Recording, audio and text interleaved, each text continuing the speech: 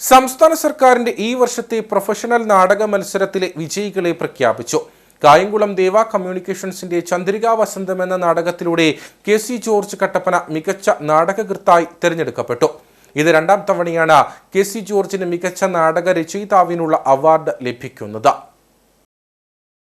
2010 ഓച്ചിറ സരികയുടെ കുമാരൻ ഒരു കുടുംബനാഥൻ എന്ന നാടകത്തിലൂടെയാണ് കെ.സി. ആദ്യമായി സംസ്ഥാന അവാർഡ് കരസ്ഥമാക്കിയത്. School പഠനകാലത്താണ് George നാടകരംഗത്തെത്തുന്നത്.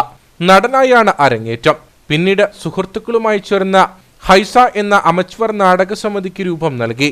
ഈയിടെ അന്തരിച്ച നാടക നടൻ MC കട്ടപ്പനയാണ് നാടകത്തിന്റെ ആദ്യ പാഠങ്ങൾ പകർന്നു നൽകിയത്. ഹൈസയ്ക്ക് ശേഷം Nistula, Calvary Mount Tabor theatres, Swaraj sign communications തുടങ്ങിയ നാടക സമിതികൾക്കായി നാടകമെഴുതി.